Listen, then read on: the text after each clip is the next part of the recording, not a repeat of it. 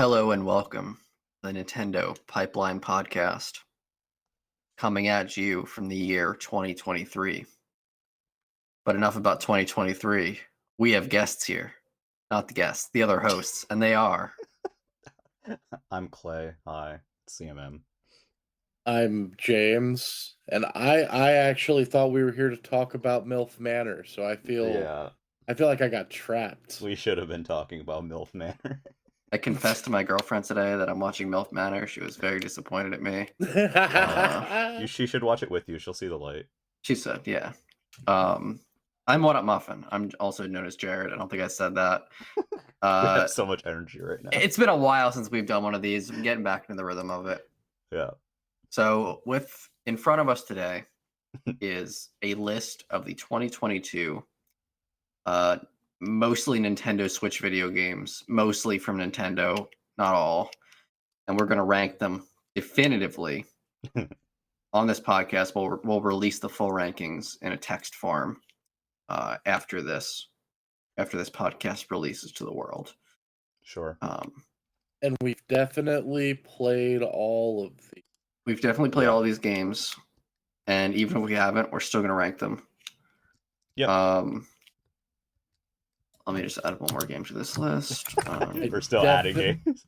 I definitely didn't waste an entire year of my life playing Final Fantasy XIV. I definitely didn't do that. Sure. So, yeah. So we're just going to go down the list, and obviously the first game will be number one. Correct. That's just how it works. So the first game, an automatic number one slot, is Kirby and the Forgotten Land. Absolutely. Fantastic. That game is pretty good. Yeah. That is a pretty good video game. This is the first 3D Kirby game ever made. Definitely one of the highlights of last year for me. Yeah. Very cute game. It's got a mouthful of fun. God. I think a theme for 2022 for me was that there wasn't a lot of big stuff for me, but there was a lot of smaller stuff that I got. Put in your mouth. Yeah, sure. This was one of the bigger Nintendo releases this year. One of their tentpole video games, as you might say. Yeah. And I think it was the most interested I've been in a Kirby for a long time. Yeah, I love Also Kirby, so one of the only ones I finished. Nice. Nintendo games, I mean, not Kirby games. I've finished every Kirby game, but it was really good. Very, very good. I like there's a lot of content. It's got a I didn't do much of the post game, but it did seem like there was a lot of good stuff there if you were post game wanting more Kirby. Post game is neat because they always find a way to kind of make the post game a little bit more different every time. So the whole collecting chunks of whatever's soul was fun. It remakes it reuses the same content but freshens it up. Yeah, which is fine. They made Day-to-Day fucking feral. They did. Incredible. He's like a beast. Yeah. Yeah. He's a member of the Beast Troop, isn't he? Or the Beast Pack. Something like that. Is that what they're called? Yeah. The Beast Pack? Is that really what they're called? I think that's what they're called. It's something like that, yeah. That's pretty good. Yeah. We're not going to research or confirm that because that's against the spirit of this podcast. True, yeah. No research allowed.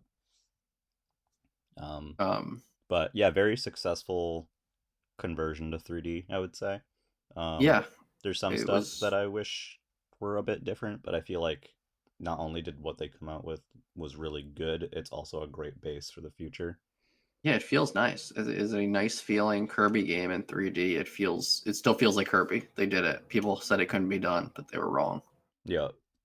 It'd be cool if it were 60 FPS, I guess, but that's such a minor complaint when you consider how good it feels to play. They managed to nail the game feel even at the lower frame rate somehow. Yeah. I also think it should have been open world like Elden Ring, but maybe for the next one. Yeah, maybe have a horse that can jump really high. Driving the car was fun. Are we gonna ride DDD like a horse? And on that note, our next game. I got a fan fiction you can read if that's what you. That's not our next for game me. is the other Kirby game that came out this year, Kirby's Dream Buffet. Yes, that is. I think of these two games, Kirby's Dream Buffet is the worst game to come out in 2022. Yeah. Yes. Yeah, of those two, probably. Of those two. Huh? Yeah. Since those are the only two games that came out in 2022, I agree. Who here has played Kirby's Dream Buffet? I played a good amount of games it. that came out to Kirby. I played a little bit with Clay. Yeah, we did play it together. I played a bunch of it. I've played none of it, but it looks cute. It's okay. It's very cute. I like the game itself. I just think it needs a little bit more in terms of like being able to maybe set some options. Yeah, you can't even choose your levels. It's kind of limited. What? Yeah, well, it like randomly will put together a Grand Prix from you out of the stuff you have unlocked. Wow. Yeah. Yeah, it is really bare bones. Like even for like a little downloadable thing. Yeah. I know it's HAL, but that's that's such a fucking Nintendo thing. Yeah. Yeah. There are lots and lots of unlocks though. Like there's lots of stuff in there. It just takes. But like a while I just don't feel encouraged to do them. Yeah. Because the gameplay is not that compelling, and also the online netcode isn't that good. Yeah. I've had mixed. I've had some occasions where it went great. I had occasions where it went horribly, and I had some occasions where it couldn't find anyone, so I just played with bots anyway. Yeah. I mean, we're both East Coast, so it went okay. Yeah. But like when I've done random matchmaking, some games are just unplayable because they'll just be so lagging and slow. Yeah. It's simple, but it's very cute and a really nice celebration. Like a very good anniversary. Anniversary title. Music sounded really good too. Music was great. Easily the worst video game. YouTube. But definitely the worst video game of the two video games I've ever played. Yeah. Yeah. I mean, unironically, the worst Kirby game come out in 2020. Yeah. Yeah. True.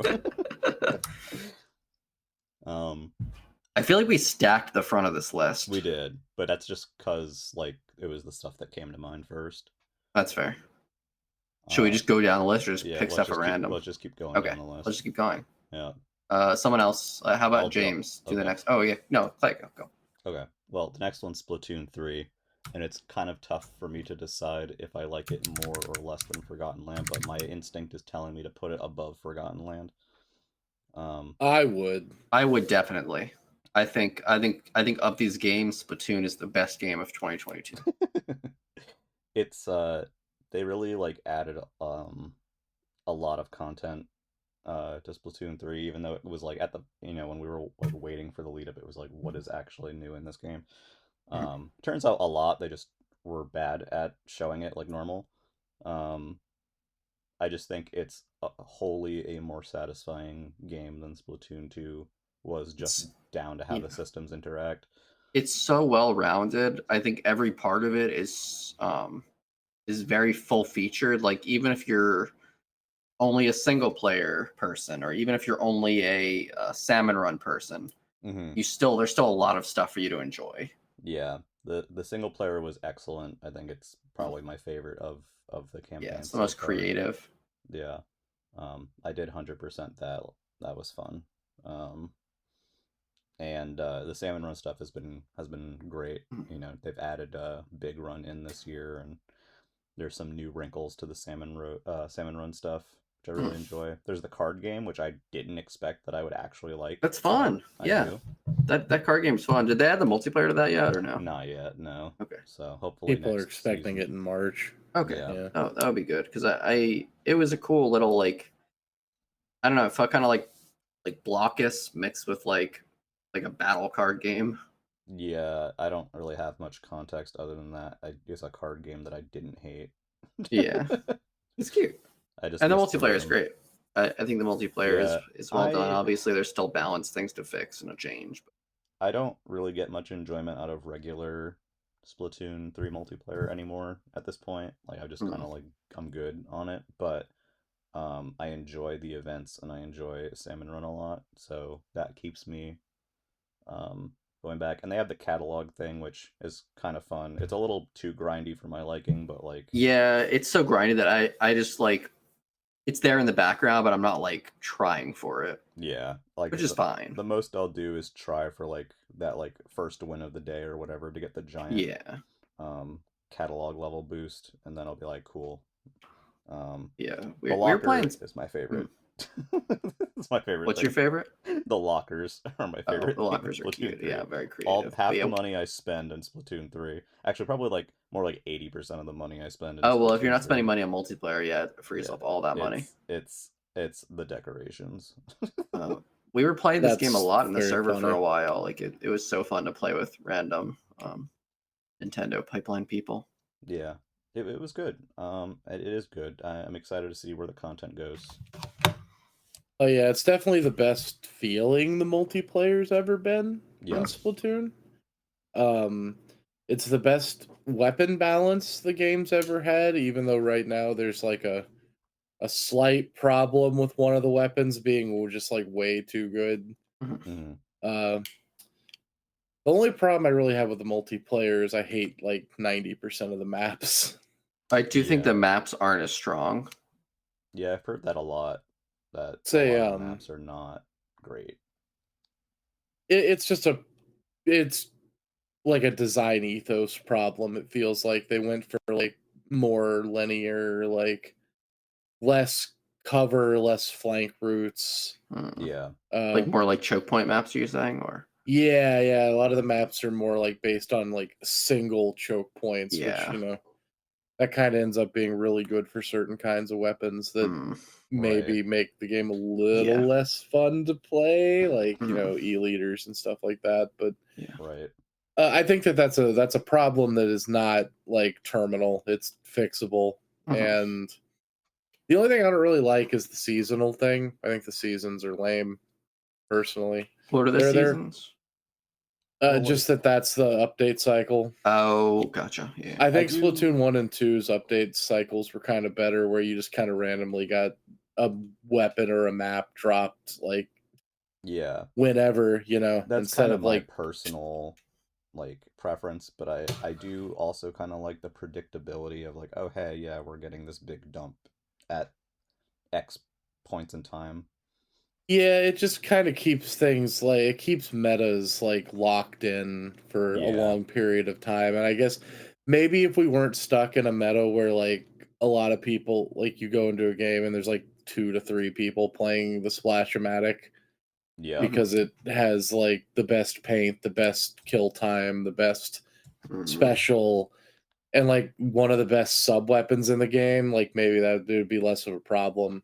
Right.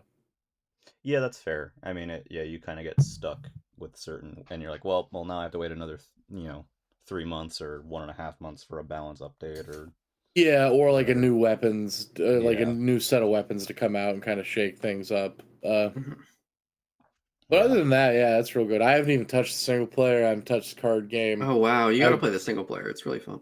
I've really only played Salmon Run during the Big Run event, which is cool. I want another one. I'm waiting for it. I'm kind of upset that we're getting another Splatfest before we get another big run. Well, they said that, I think they said big runs are once a season.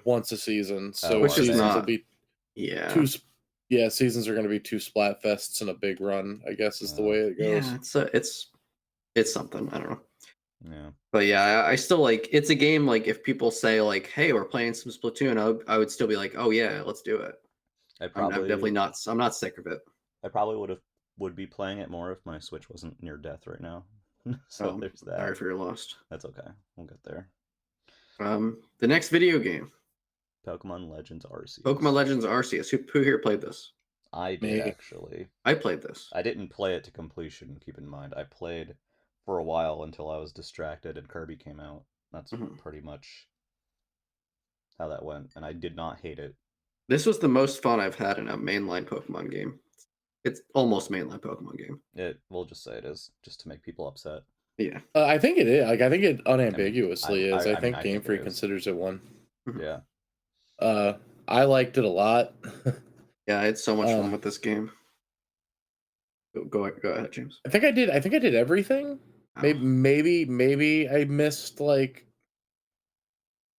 Yeah, I think I missed like maybe the last like 0.1% of the game. Like, I don't think I fought the very, very, very final boss. I played just until credits.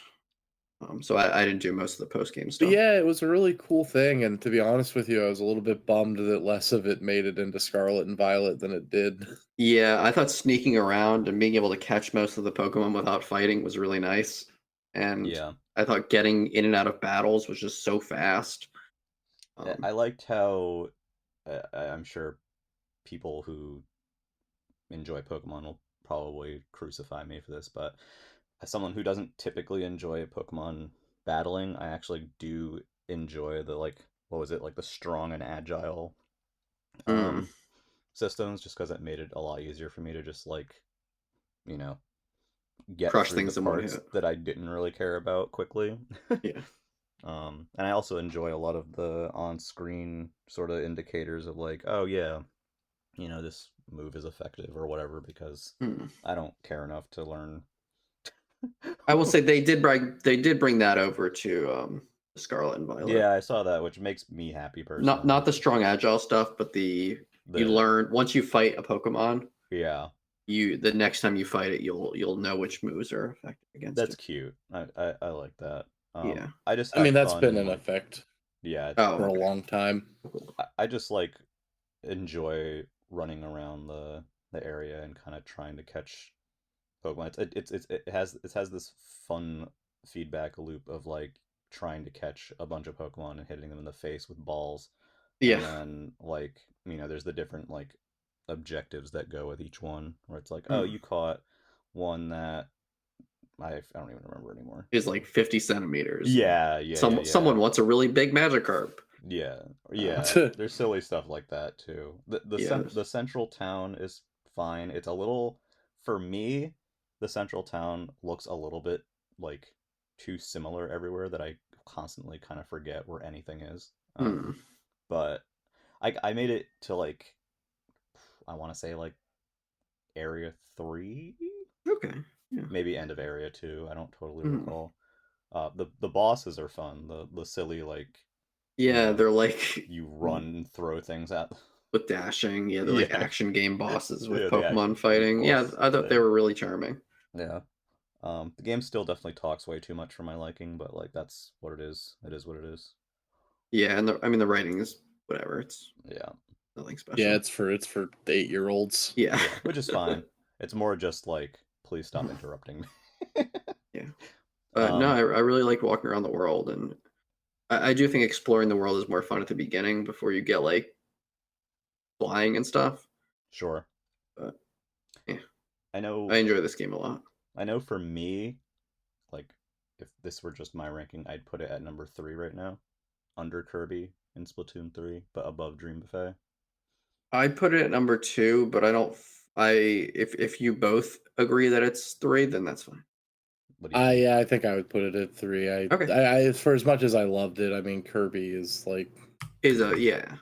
I really like Kirby a lot. Yeah, that's good. Yeah. But the next one is also Pokemon. Yeah. Who else here played Pokemon Scarlet Violet? I've played an hour of it. I'm waiting for them to release the late February patch to see if it's any benefit. Oh, okay. Did they say that they're putting a patch out at the end of February? Yes, they did. I played 3 or 4 hours. Okay, so nobody's played this game that much. I don't think it's as good as Arceus. I do think it's better than Dream Buffet. Sure. I don't have too much to say about it. I think the world looks nice, even though it doesn't run that great. I do think the style is pleasant, and I think it has good vibes. It's good. I mean, it I hesitate to say it looks good or great because it doesn't. No, but but I don't know. I do like how the world looks. Yeah, it's hard to explain. I like the idea of the way it looks, I guess. Yeah. Some of the textures are abysmal. I can use my imagination to fill in the gaps. Yeah. There's enough there that it's pleasant. Yeah. It's not completely bland looking. No, yeah. And I like that it's fully open world too. Arceus is made of 5 different mini little levels. Yeah. And this is one contiguous world, except for like a few load screens between cities. So that's fun. I think it's visually more appealing than Arceus. I don't yeah, think that's particularly controversial, but yeah, I don't know. I think that there are things about it that are like this is coming like having not played it, but I think it's extremely lame that there's like you can't dress your trainer as you see fit. Oh yeah, there's like 4 costumes, one for each season, and that's it. That's such a massive step backward from like one of the most beloved features they've added to the series in the last decade, and it's very strange to just remove it. And I can just like I can't even imagine what the like conversation must have been like where they're like, we're gonna have to take out just don't have time. We don't have time for the clothes. It's either that or no Pokemon battles. Fuck yeah, right? Like that's the line. I think that it's like I kind of said earlier, I think it's a little bit like a little upsetting that more of the Arceus like stuff didn't make it over, like the action stuff, I guess, not necessarily the boss or fights, even just being able to like catch Pokemon, like low level Pokemon without fighting them. Yeah. I know you can like send out your partner. You can, but you can't like you can't catch them that way. But you can like send Pokemon out to like murder like level 1s and stuff. Because that's what Pokemon do. They murder each other. Yeah, true. Not beat around the bush here. Yeah. We're adults. Yeah. But yeah, nope. For me, it's better than Kirby's Dream Buffet and not as good as Arceus, which puts it at number 4 in our ranking. I feel like that's probably fair. I mean, I don't think Clay feels super strong about Dream Buffet. No, I don't. I also don't have any illusion that Dream Buffet is going to be a good game, better than Pokemon Scarlet Violet for people. So yeah, or probably just about anything else on this list. Yeah, I don't know if Dream Buffet will might continuously fall and fall and fall. Yeah, it might be the Bravely 2 of this year, despite how cute it is. Speaking of games that are better than Kirby's Dream Buffet, how about James goes over the next game? I didn't play Nintendo. Oh, you didn't play it? Okay. Sports. I played the shit but out of it. I can talk. I mean, I saw that they put some furries in there, and I was like, huh. Yeah, you can be a rabbit. That's pretty cool. You can be a robot. Oh, number 1. You can leave. Yeah, exactly. You can live the life you've always wanted to live. This game I really like, and I'm also really disappointed by at the same time. Yeah, it's very fun, but also like in some ways more shallow than some of the other Wii Sports games. What's there is great. There's just not enough of it. Yeah. There's no like mini game side modes. Yeah, each of the sports really lacking the side modes and more focusing on the core sport, I think, is a very unfortunate thing for this game. Especially games like Chambara, where like the Mii Showdown mode in Resort was probably one of the highlights of that game. Yeah, and that mode is so much content. Like there's not even 100 pin bowling. We got the the tricky lanes, which is great. I'm glad they're there, but we didn't get 100 pin bowling even, which is weird. Soccer has the shootout mode, but I didn't think that was very fun. I honestly have not even I don't even know if I tried the shootout mode. I might have tried it like once. Soccer is probably the most mechanically complex one, and it's also the one that I care for the least personally. It's just worse Rocket League. I don't think it's bad. It's not bad. It's just like, I'm not wild about it. I don't like the direction they went in. I think they should have just made a regular soccer game. I mean, we know we had the whole like sports mates and me discussion a while ago. That's another thing we've done that. Didn't work for me.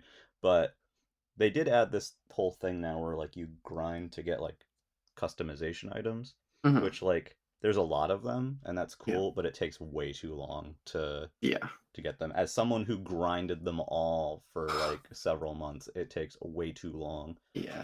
I just didn't want to. I didn't want to play it enough to grind through those. Weren't there like seasonal ones and stuff too, like go away or something? It's pretty much how it works. Is there is an item board that will show up for 3 weeks. I think it's either 2 or 3 weeks, and you have that entire time to finish it. And every week another item board gets added as well. Okay. So every 3 weeks, essentially, you lose an item board, but you're also getting new item boards constantly. Do they cycle through? Is there there's a finite number? Yeah, they haven't repeated yet. That's my the goodness. thing. And also the item boards are slightly different for everyone. So there's like I think how it is there's 3 different versions of each item board, and depending on what your starting gear is, you're always going to get like that version of the board. So say like you have like set A, you're always going to get item board set A. Some people always get item board set B. Some people always get item board set C. And so like that's a little weird. They haven't made it like they haven't had any repeats yet. So like if you miss, you just can't get some items. You can't at the moment. Oh wow. They keep adding them, which is fine. Like there's plenty of stuff. My complaint is that so little of it can be used with a Mii that it's like, why did you even bother? Yeah, Mii's are just in there for legacy. Are you serious? Yeah, they're really just in there for legacy support. You can't put hats on them. You can't put like there's like facial stuff that came out wrong, but like they have certain clothing items can't go on them, right? Yeah, it's basically like if you're using a Mii, you can customize the equipment, you can customize the actual clothing, but anything to do with like the head basically is off limits. What you're telling me is that the only reason they put Mii's in this game is they knew that if they didn't, a bunch of people born in like 1998 would be showing up at their doorstep with like rifles. Pretty much, yeah. Like the Mii's in the game are basically just another body type. Like you can unlock body types on the item wheels. So like there's like the rabbit one. There's like there's a cheeseburger one. There's a bunch of them.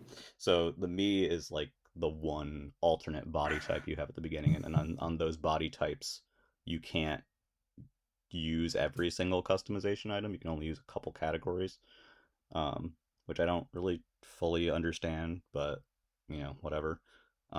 There's a lot there. Like you can get clothes, you can get hats, you can get like glasses, you can get war paint, you can get fucking there's gear for each sport. So like you can get different rackets. For soccer, it's like the goal effect is the equipment that you can unlock for it. So like that part is cool. It's just basically you need to grind 100 points to get another item, and when you get 100 points, basically what the game does is has you pick the item board, and then it will randomly give you one of the items that's on the item board. I want to say each item board has 12 items, and then there's a completion bonus. So like the completion bonus is usually like like a body or like a costume set.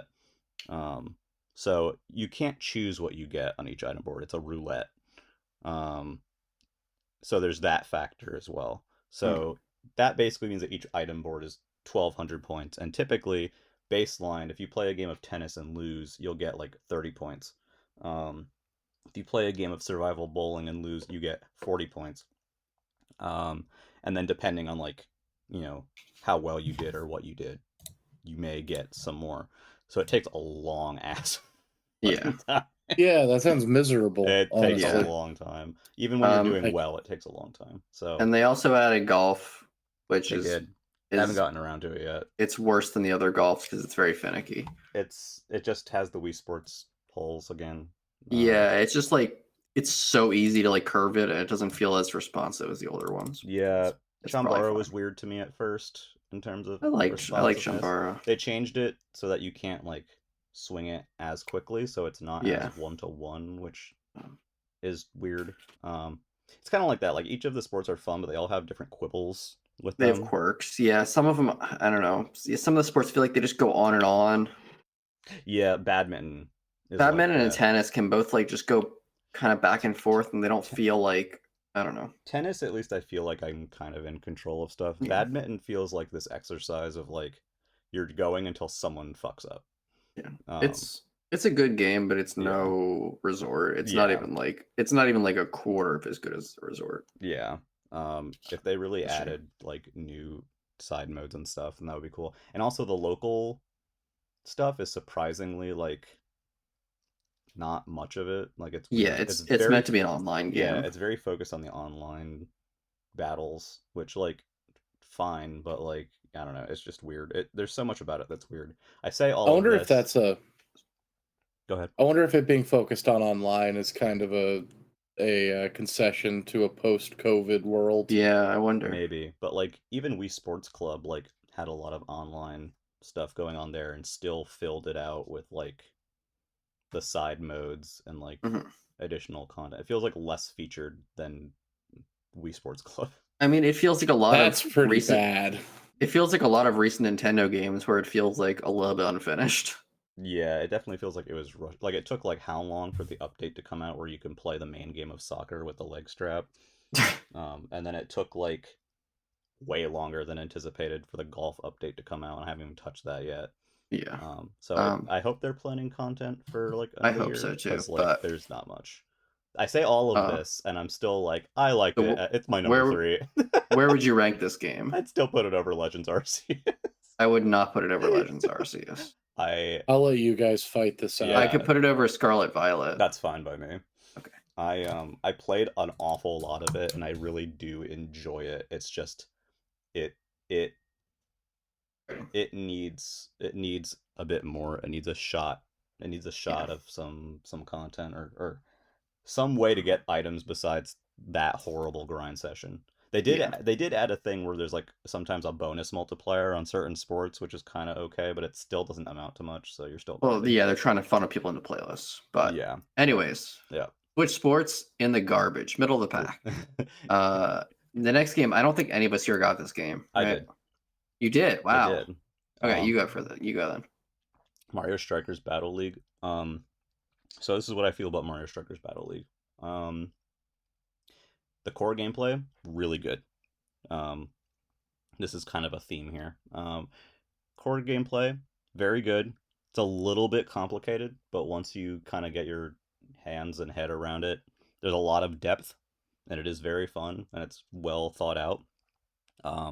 The gear stuff I could care less about, but it is pretty well thought out. The online is very good. The problem is similar to Switch Sports in that there's not enough like modes and content to really keep you interested. There is the tournament mode from previous games. You can go through cups, and then there's like a hard mode of that you unlock when you beat the normal one. And then besides that, it's pretty much just the online. And obviously there's local too. And I do want to say I think it's really cool that they did achieve 8-player local for this game. But yeah, there's no sidekicks. Everyone's is captains, which I'm actually fine with. It's just can be a little bit to keep track of at times. And then even after the DLC updates, I'll be honest, I've like barely checked in with the DLC updates. They basically just add like because they add characters and a stadium, but the stadiums don't matter because they're all like they're just cosmetic. They had a perfect setup for like chaotic fun where because each battle is like whatever you pick is one half of the court, and whatever the other person picks is another half of the court. So they could have done like court specific gimmicks, and then you could like mix and match them, but there's not any of that. It's just they don't do anything. Yeah, they're just standard, which is fine on one level because the game's already complicated and chaotic enough. I feel like if there were court hazards, it would be like just way too much. I mean, there's stuff like perfect passing and like, you know, I found it overcomplicated. I didn't like the beta, so I didn't get the game. It's definitely a bit overcomplicated. Like it's very well thought out, and it's good if the people who are playing are on the same level. But if you have a large skill disparity, or if you're hopping into it from the first time, it is a lot. Like there's a lot going on. It kind of like it sounds almost like a fighting game, right? Like it's like a lot of recent Switch like Mario sports games. Yeah, Mario Tennis Aces was also kind of like a fighter. Yeah, I think. Well, I meant like not even necessarily like mechanically speaking, but from a like the single player is pretty sparse. Yeah, it's a super deep competitive game. Yeah, that you have to find a community for. Yeah, and the whole like and online... that's okay for fighting games, but like but I don't want it for Mario Strikers or tennis. The whole online club thing is pretty cool. But yeah, you need to have like people playing consistently, and I don't think there's much kind of bringing people back. Like each DLC update has been 2 characters, a stadium, and a new wave of gear. And there's been 3 of those updates, which is nice. But it's not like, yeah, people kind of weren't too happy with like how many characters there were by default. I personally didn't really care that much, but more characters is good. It's just that's not the main issue. Like the free updates haven't addressed like the actual main issues with the game, which is that there's a lack of ways to play it, and the default gameplay is really good, but is like a bit too complicated. I think they took the criticism from people that like, oh, Mario sports games are too simple or whatever, and like that's been kind of like what they've been pushing against this time. Went too far the other way, and now they don't feel like fun pick up and play sports games. Yeah, they're still fun. They're just less. It's harder to get into them. I think, funnily enough, where would you rank this one? Sorry. Honestly, I got more mileage out of Dream Buffet than I got out of Battle League. Okay, I'm fine with that. I'm not sure. You finish your last point. I'm not sure if I really would put it below Dream Buffet, but like my instinct is telling me to put it below Dream Buffet, so that's where it's gonna sit for now. I mean, I played the beta and I liked it less than Dream Buffet. Yeah, it's a shame. There's so much good stuff in that game, and it just kind of, it's just kind of a thing that exists. I think Mario Strikers is the worst Nintendo game of the year of these 7 games. Yeah, these 7 games. I still intend to pick that game up one day, but I know Nintendo games don't often fall in price, but I feel like that's one that you'll like be able to find used. Yeah, I think like I think Tennis Aces has gone on sale for like $30 before too. Yeah. And also too, with Tennis Aces and Golf, they actually had something of a single player component to it, or attempted to include something like that. Battle League is just the tournament mode from past games, and it's very bare bones. It's very it feels, and the gear stuff is just not interesting. I don't like the gear stuff. I don't want to mess with stats in a Mario sports game. I really don't. Yeah, I mean, not that it's really a excuse for it or anything, but like the other Strikers games also just had tournament modes. Yeah. they didn't have much more content this season. Yeah, it's kind of just So next game, which we've all played. Yes. Mario Kart 8 Deluxe, the first 3 DLC waves we felt were significant enough to be a spot on here. And we're just going to group them together because I mean, we don't have all night. Yeah. Honestly, so I really like the new course DLC. I think the picks have been great. The tour conversions have been great. A lot of the stuff that they did with some of the courses that I just wasn't expecting, like the courses that have you like double back on like lap 3, or like combining Calamari 2 with Calamari Desert, like stuff like that. The Peach Gardens thing. What was the Peach Gardens thing? The Peach Gardens thing, the third lap is just completely it's completely new and different. Like I didn't realize that. Through it.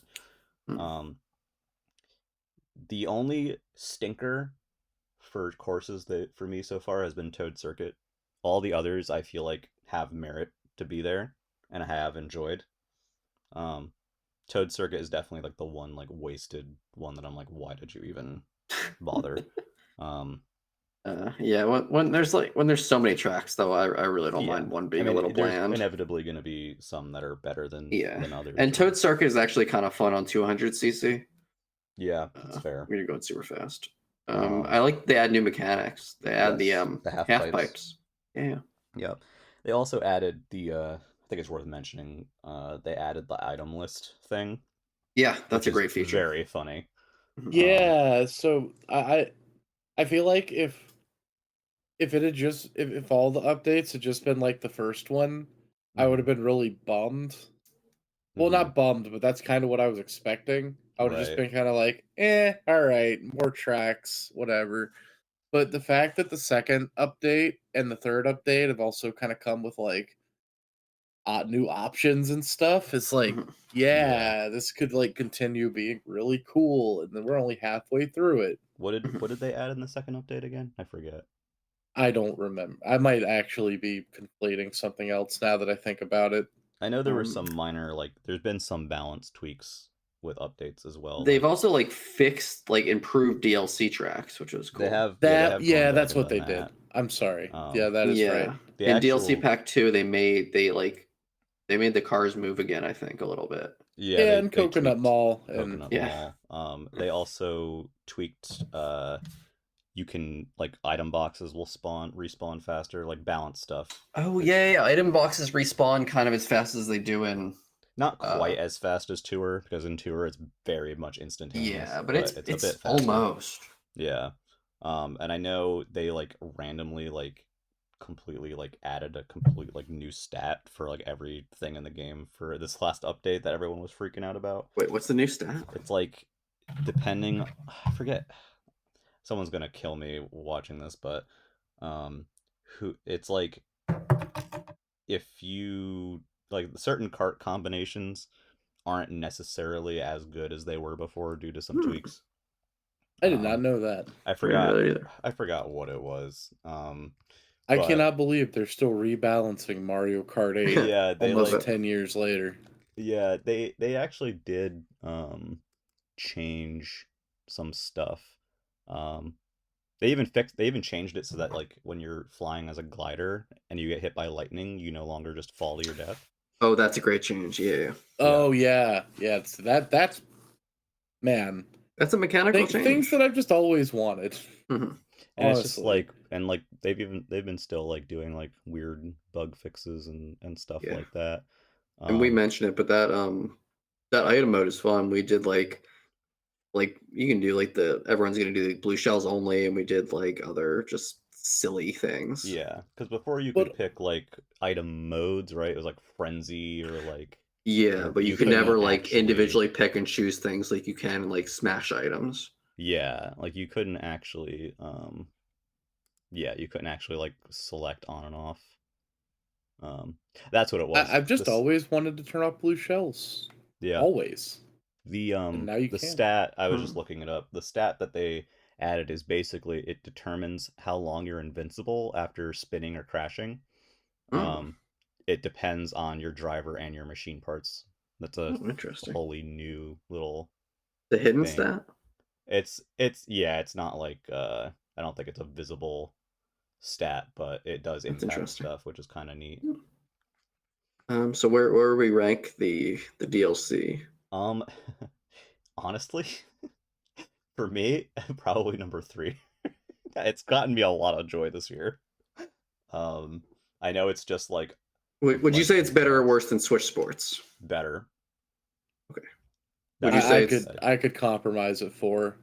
Yeah. I think Arceus is really good and definitely better than Mario Kart DLC. See, I personally like the DLC more than Arceus, but like that's not going to be most people because I also am not a big Pokemon person. So, but I think number 4 is a great spot for Mario Kart 8 DLC that came out in 2022. Arceus is just cooler than bunch of like it's very new Mario Kart courses. Yeah. All right, I'm good with that. It's way better than I expected the DLC to be.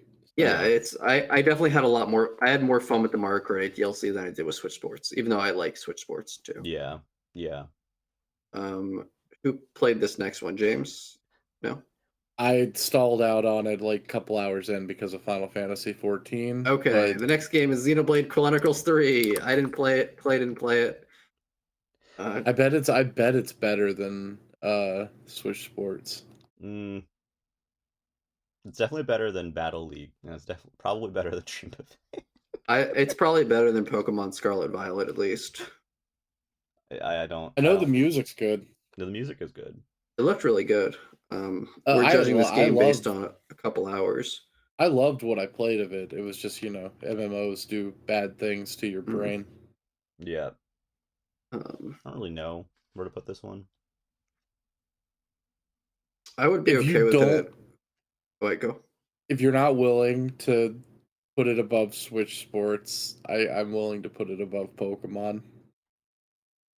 I feel like if I played it, I'd probably be like, yeah, it's above Switch Sports, but I'm not an RPG person, so and hence this is where I mean, the I issue will of our say list. it's definitely a lot more full featured than Switch Sports. Switch Sports is a little bit bare bones, and Xenoblade Chronicles 3 looks like a very full game, and people like the full thing. Yeah, but So this is our list. I would be fine with it being over Switch Sports, even though I've never played it in my life and probably never will. But I don't really care that much. Yeah, I don't really have an opinion on this one. Just put it wherever. I mean, the real problem is I feel like the next like 1, 2, 3, 4, 5, 6, 7, 8 games are gonna be like us kind of twiddling our thumbs. Like, Yeah, we're gonna have to just shove them in there real quick Yeah. and get to the stuff we care about more. Yeah. just the Xenoblade stuff- Chronicles 3. It's a video game that came out in 2022. We want it at above or below Switch Sports. I would say Take your below votes. for my personal taste, but it's probably better. I would say above. Yeah, definitely the definitive list here. I'm okay with above. Yeah, it's fine. Let's make it. Let's appease the RPG audience. After we let them down last year. Yeah, we're gonna continue to let them down. Oh later. yeah, definitely. Bayonetta I have 3. not. I want to play this game. That's a game that I will play eventually. Oh, good. Same. I think this game is probably one of the best games of the year. You know, we could just leave it off if we really want to. You don't want to just arbitrarily rank it better than Mario Kart 8 DLC? We can arbitrarily rank it better than the Mario Strikers Battle League. That can be our bully game this year. I'm sure that game is amazing because it looks amazing. Yeah, it looks super fun. It looks very creative, and here, I guess I'll ask this right now. Did anyone play Fire Emblem 3 Hopes? No. Why would I play Fire Emblem 3 Hopes? Can Fire Emblem 3 Hopes be the bottom game? I'm kidding. Yes. I feel like people are gonna get mad about that, but yeah, sure. I feel like Battle League deserves to be the bottom game, though. That's the thing. I think Bayonetta 3 is probably better than Pokemon Scarlet Violet. Probably. Then this very like almost positively, right? Yeah, it's got to be right. Assuredly. Put it below Switch Sports to piss people off. Assuredly. Boom. I feel really bad that I haven't played this next one too. Like, you can introduce this one then and rank it. Oh God! I love that I haven't played this game. Okay, rank it. I mean, I'm gonna go ahead and say that I'm almost positive Live Alive is better than Nintendo Switch Sports plus Golf DLC. Yeah. But I feel like I've already used up my goodwill on putting RPGs above that game. So. No, I'm okay with this one. I'm okay with this one. Okay. This was like one of the I was really hyped for this game and just had not found the time. It's beautiful. It is a beautiful game, and it is definitively better than Switch Sports plus Golf DLC. There's so many HD 2D games now that like there's about to be a third one on the plate, and it's just like, oh my God. There's another one coming up in this list. I know, that's what I'm saying. There's two on this list, and then Octopath comes out in like 3 weeks, and it's like, oh my God. Oh God, I forgot about that too. Our next game is Mario and Rabbids Sparks of Hope, and I bet this is one of the worst Nintendo games of the year. Right? I feel like it probably isn't, but I played. I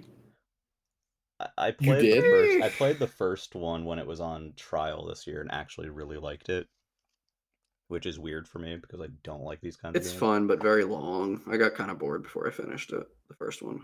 Yeah. I got 2 worlds into the first one and just kind of fell off of it. I didn't really care for it very much. I thought it was okay. And I was actually kind of surprised at how like people loved it. I know there were some people who were very, very hyped for this sequel this year, and I noticed that some of those people were not particularly crazy about the final result. Honestly, it looked more interesting to me than Fire Emblem 3 Hopes did. I mean, that's an easy. Oh, I think I'd be fine with it like near the bottom, but above 3 Hopes. I feel like I'd be fine with it above Battle League, and I'd probably be fine with it over Dream Buffet too, honestly. Okay. James, do you have any say in this game you've never played? No. Better than Dream Buffet. The other thing I will say is that, to my understanding, Three Hopes is like the best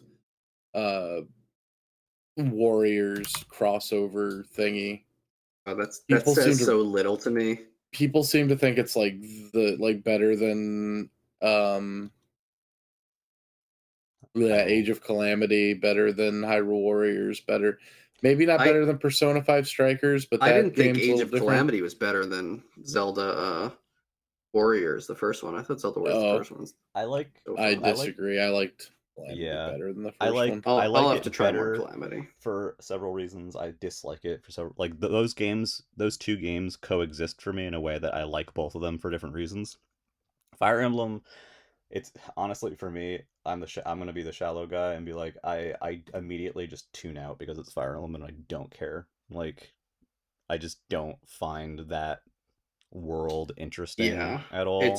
I mean, I like Fire Emblem, but the world is automatically less interesting than Zelda to me. It's just like the elements and stuff that you bring together. It's just like, I don't care about like actual different soldiers or whatever. Like, I don't play mainline Dynasty Warriors because I don't care for the, like, you know, the exaggerated Japanese quote unquote history element. Or isn't it? Just not. I thought it was Three Kingdoms. It's Chinese history. Whatever. Yeah. I don't know. Whatever it is. It's very for me for a Warriors game to be enjoyable for me. A big part of it is like what the series crossover they're doing with it is. Yeah. For me, the only interesting ones are One Piece and Zelda. Yeah. For me, it's been Zelda so far, and I was like, "Oh, cool! I want another crossover Warriors," and then they gave me Fire Emblem, and I'm like, they gave you 2 Fire Emblems. Yeah, it makes sense, but like, I'm not into it, so. It's the worst game? This is another one that I'll play one day for sure. Oh, this game's awesome. Yeah, same. We're kind of like out of the Nintendo sphere now. So that was all the Nintendo releases, but we have a lot more Switch releases, and we're still going to rank them. Was that really all the Nintendo? I feel like we're forgetting something. We might have missed something. There has to be something we're forgetting. Neon White is pretty awesome. I played the first 2 worlds of this. Neon White was taking SGDQ by storm last year. It was so many people were into it. It was very fun watching it. I definitely want to play it. I just haven't gotten to it yet. It's probably better than Arceus. I'm fine with that. The music is so cool. The writing is cringy, but it's not the biggest point of the game. But it's just so much fun to replay the levels. Isn't it kind of like cringy in a charming, like cheeky way though? Like they're kind of going for like they're going for it. It's trying to be cheesy. It just doesn't super work for me. Yeah. Some games it works for me, and some games it doesn't. I've heard it described as like late 90s, early 2000s English dub of an anime. That's great. And like that's the kind of vibe it's going for. And like, yeah, that is like by default cringy. Mm-hmm. But I feel like if they know what they're doing. Yeah. Also, it goes without saying the music's good. That shit's Machine Girl, dude. Yeah, the music is so good. The game is just fun to play. But even ignoring all the story stuff, like I didn't like hate it. I'll play more of it like to decide like the story things. But yeah, super fun game. I think it's better than Pokemon Arceus. I mean, I'm honestly fine with that. I could put it there. From everything I've seen of it, looks pretty amazing. I just need to find time to play it. Yeah. Picross. I've never played Picross S8, but I played other Picross games, and they're all exactly the same, and they're pretty damn good. Number 1, baby. Number 1. Oh my god. Picross S8. I feel like Picross is better than Sparks of Hope. I'm just kind of thinking of Picross in general. Oh yeah. Was this the one they finally added fucking touchscreen controls? No, that was 7. Okay. It's not an innovator. I haven't completely finished all of them. I played Picross S1 through 3, and I finished all the main puzzles in each of those, but not the like super puzzles or whatever. Right. Yeah, Picross rules. Picross S is good. I still want to get the Sega Picross. I just haven't gotten to it yet. Yeah. Should we rank Picross? I say above Sparks of Hope. Sure. At least. Sure, that's fine. I feel like you put Picross in its own its own special slot. It's in the Picross slot. Like it's a perfect concept. It's like even a mediocre Picross game is still Picross. It's just very satisfying. I feel Has anybody here played Triangle Strategy? Well, before we get to Triangle Strategy, I just want to say I feel like so right now that puts Picross 8 at 11, and I feel like an alternate name for that is just the game of Picross in general. And that's 11 out of 15. So it's at like large. Yeah. Triangle Strategy, no, I have not played. I don't care. Has anyone played the demo for Triangle Strategy? No. That's the other HD 2D game that's like now backing up in my backlog. That's like, oh god, when are you ever gonna play these? Wasn't there Diofield? Okay, I'm adding some qualifiers to our list so people can kind of just like see what we actually thought about things. I played Mario Strikers. What do you want? Oh yeah. What do you Diofield's not HD 2D. Oh, it's not. I couldn't even remember, honestly. I love how high some of the ones are on the list. No. The other HD 2D game that will eventually come out was announced like 2 years ago now at this point was Dragon Quest III Remake. Oh, that one looks so good. I'm surprised that's taking let's put that as number 1, honestly. So, but Triangle Strategy, yeah, I mean, I don't care. That's kind of just what it comes down to for me. I'm not an RPG person. I will put it above Battle League. Okay. Too big brain for Clay. He can't think. Correct. It's better than Mario Strikers Battle League. I feel like it looked all right. Is it better than Mario and Rabbids Sparks of Hope? No, I don't know. It's hard to say. I bet it is. Probably. That's the thing. It might be. Let's say it. Yeah. Okay. I'll put it this way. I'm going to play Triangle Strategy. I probably won't play Sparks. I would play Sparks of Hope if it was like $10. I feel like Dream Buffet is, well, it's not better than Sparks of Hope. Dream Buffet is not a very good game. I know, but I like everything in me is like rooting for it, you know? Yeah, but it's bad. It's not bad. It's just like mediocre. All right, baby. Here's the main event. I'm ready. All right, this game one. Some of us have played. I'm ready for this next one. Sonic Frontiers. All right, baby. I've been playing mostly this year actually, and I'm not done with it yet. I'm only on Island 3. It is such a clusterfuck of a game. Like it is honestly one of the most like head scratching games that I've ever played, and I don't know why I like it as much as I do. What do you mean head scratching? Can you elaborate? Head scratching in the sense of like for every like idea that's there's like another idea or point of execution that's fucking bizarre or just why. Like so I guess I could get it. I could give you that, I think. The core gameplay of running around the area, doing the little platforming challenges and collecting the MacGuffins is fun. That's the part that's fun for me, is just kind of exploring around and kind of slowly clearing out the overworlds. Yep, that's the good part. Everything else about it is so bizarre. The cyberspace stages feel like ass and just are weird. The little weird quest things that happen occasionally when you talk to characters, they're like mini game quests where it's like guide the Coco or, you know, whatever, are strange and mostly bad. Yep. There's those enemies that are like take 10 minutes to fight because they're all like QTEs or chasing after them for 5 minutes until they randomly let you homing attack them and fight them. Yep. There's a skill tree which you get very quickly, and very quickly becomes clear that like there's only a couple of moves on it that are actually efficient and useful. And also, I only played through like the second island, but unless you like get more stuff on it, you could probably fill that skill tree out on the first island without too much work. I would say, I don't know about first island, but you definitely can fill it by second island, like easy. Like I filled it out like at the very beginning of the third island was when I got my last thing. There's supersonic fights. Those are an idea. Do you mean the boss fights? Yeah. Like the boss, man, I will die on the hill. That first boss fight is dope as hell. They're very shallow because all they amount to is like wait until you can hold the parry button. Yes. And then go ham. The first boss is literally just a parrying tutorial. Like, yeah, that is true. but it's the best pairing tutorial in like maybe it's not the best pairing tutorial because like there are games like Sekiro and Revengeance in the world. Yeah. But it's still pretty good, and maybe it was just my low expectations. Yeah. But that shit put a smile on my face in a way that I did not expect. The big enemy bosses feel like they're like out of Evangelion, and like and nothing else in the game feels like. It's true.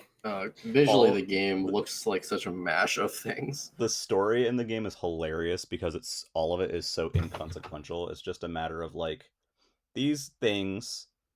The first like whole like little mini story thing of like the first island is like Amy wants to reunite the two Coco lovers, and like you, I guess, do that even though it doesn't seem like you do anything, and then you see a flashback of what happened to them. Spoilers: it wasn't good.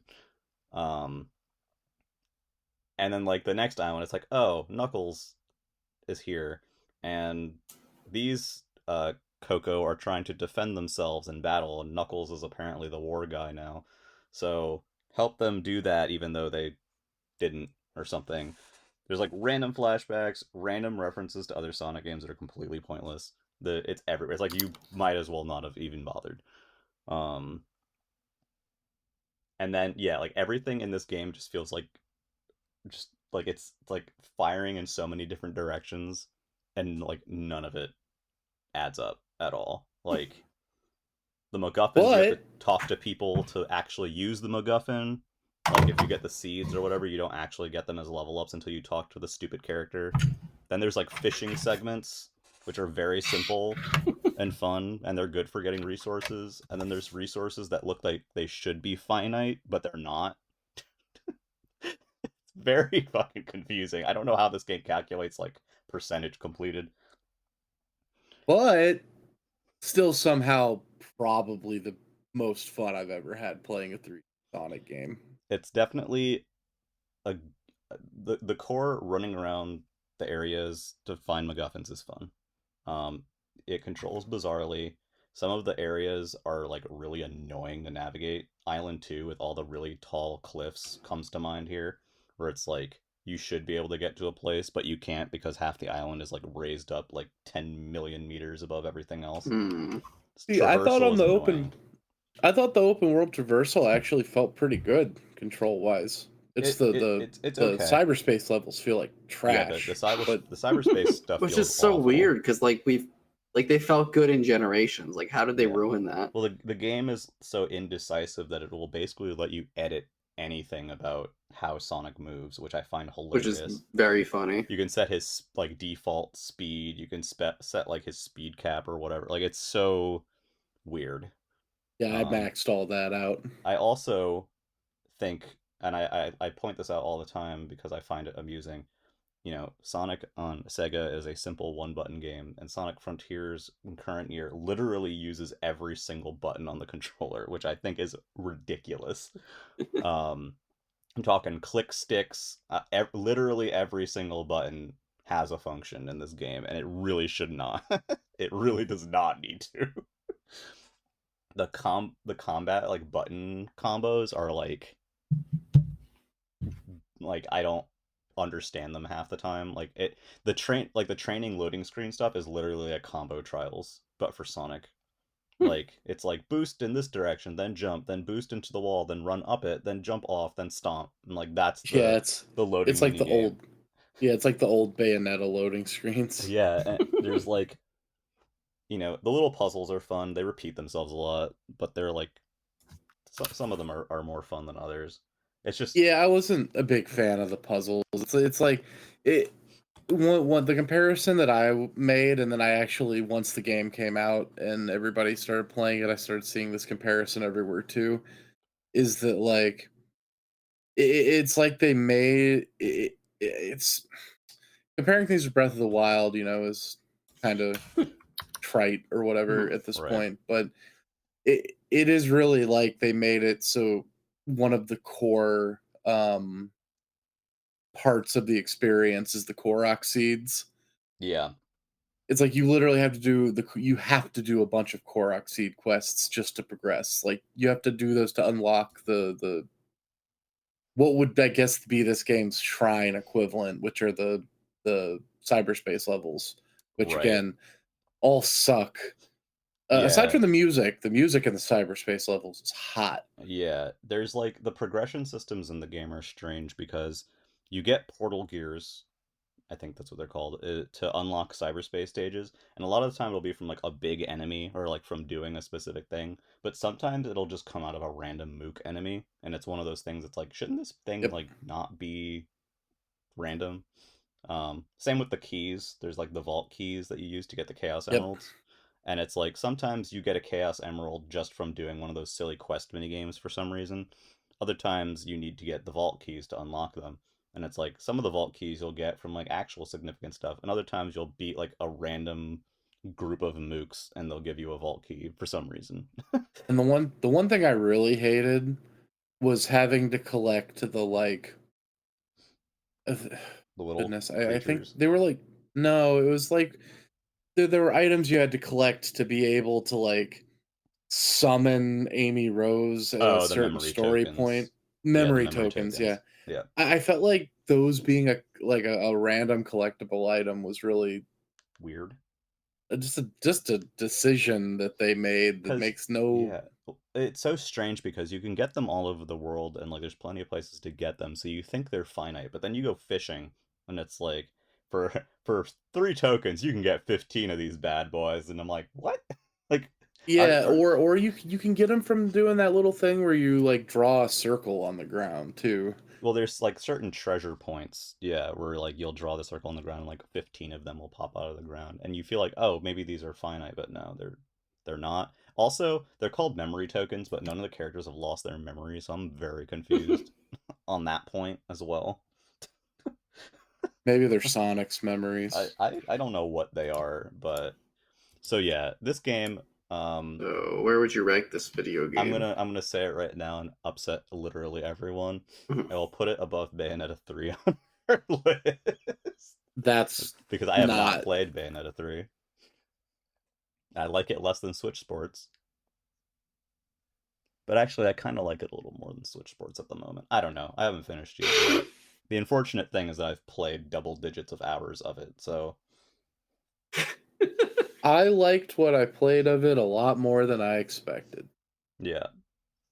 Which is like from a 0 to a 5. Yeah. Out of 20. Do you think it's better or worse than Pokemon Scarlet Violet? I was going to say that I'd be willing to slot it between Mario Rabbids and Triangle Well, maybe above Triangle Strategy. It's not better than Picross, let's be real. I mean, that's fair.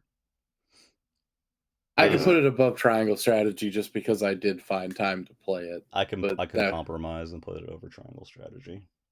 Okay. As much as I want to put it over Bayo 3 just to make people mad. That sounds fine for that. Harvestella. None of us play this game. None of us play this game. I've heard it's really good. Yeah, I want to play this game. It's a weird situation where it came out and they didn't send out review copies, which that's usually kind of a like bad sign. But everyone I know who's played it thinks it's very good. Yeah, I will say I want to play this game and I don't want to play Triangle Strategy. Yeah. So I would put it above Triangle Strategy. Probably better than Sonic That's Frontiers. Fine. You would put it better than Frontiers. It probably is better. Okay. James? I think I might end up playing that on PC when I do play it, but yeah. That's fine. You don't have to tell people that here. Yeah. Oh, okay. No, I'm joking. Filthy secrets. So better or worse than Sonic Frontiers? It can definitely be better than Sonic Frontiers. It's definitely not as good as Picross. No, what is? I think that's...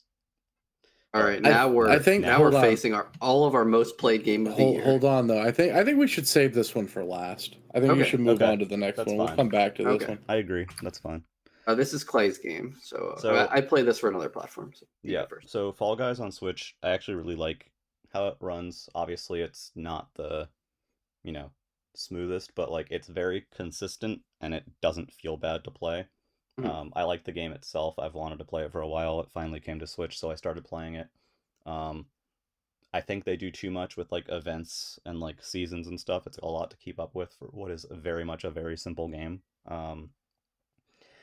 But I really enjoyed it, and I've played a good amount of it this year. So like for me, it's not as good as Switch Sports, but it's probably like right below it for me for this year so far. Excuse me. I just think it's a genuinely fun and cheery game. It's simple, it's silly, it knows exactly what it's doing. It's just fun to mess around with. Do you say better than Switch Sports or worse than Switch Sports? Not as good as Switch Sports because it doesn't have the intrigue, but still very fun game. The intrigue. Well, you know what I mean. Like it's not like No, I know. It's not as nuanced. It's not as satisfying. It's just... I'm gonna share an unpopular opinion. Mm-hmm. I hate how that game looks. I don't know what it is. I usually don't feel this way about like cute things. Like, but every time I look at Fall Guys, I'm just like, man, fuck this. Well, I don't like the characters. I'll say that much. I don't like how the characters look. I like the environments. That's what I mean. Yeah. Yeah, the environments look fine. Also, yeah, it feels like a Mario Party mini game, but it's somewhat fun. I played a few rounds this year, but not on Switch. Everyone keeps comparing Kirby's Dream Buffet to Fall Guys, and like, I'm sorry, outside of like racing, they're nothing alike. Yeah. There's just not. They're not. They like have pastel visuals. That's it. It's driving me insane. So are we okay with this below Switch Sports? Yeah, I'm fine with it. Sure. Switch Sports. I'll let Clay have his weird video game. None of us have played Monster Hunter Rise Sunbreak. I don't care about Monster Hunter at all. I don't care about Monster Hunter Rise Sunbreak. I liked Rise a lot, but again, just another thing that's just like, in the backlog. Came out like 2 months after I started playing FF14. So, what about better than Sparks of Hope? Well, I almost certainly. I think Monster Hunter Rise, the base game, is better than like most things on this list. I was going to ask going to be willing to put it. Yeah, I was gonna say, like, where would you rank a Monster Hunter Rise on this list, and then put like lowered a tiny bit. Yeah. I mean, it's definitely above Switch Sports for sure. Yeah. Since it's just DLC, I would have it probably below Live Alive and Xenoblade 3 and like Neon Pokemon White Scarlet Violet. I don't think I would put it above Pokemon Scarlet Violet. Okay, so you can slot it between Picross. Are you actually saying? I like Scarlet Violet. I was gonna say you were gonna put that above Picross. How dare you? Yeah. Yeah, I mean, sure, it's Monster Hunter. It's the first Monster Hunter that worked for me, so it's special. I think this one's very unfair. Yeah. I don't think any of us have played this on Switch, but it's Nier Automata End of Yorha Edition. This is one of my favorite video games. Yeah, this is number one, baby. This is number one. This is the number one video game, but it's a port, so I would be willing to put it as number two. It's half a decade old at this point. Yeah. I would not put it above Kirby, but I also what if we put it above Mario Kart 8 DLC Wave 1 to 3? That I'm fine with. Yeah, that's fine. That game's insane. It's so amazing. If you haven't played Nier, you should play Nier. Yeah, I want to get to it eventually. Yeah, if you haven't played either of those games, I think they're both on Switch now, right? No. No. Just, the other one's still not. Replicant is not. What did they put that on? PC, PS4, and Xbone. Yeah. Okay. I still haven't played that version. I need to get to that, but I have played Gestalt, the original. Yeah, I played the 360 one. I really feel like there's nothing to say about Nier Automata that's not already been said. we don't need to relitigate. Like it's amazing. Yeah. 2017 was a wild video game year, though. Holy shit! Right? Yeah. Like, goddamn. Play Nier.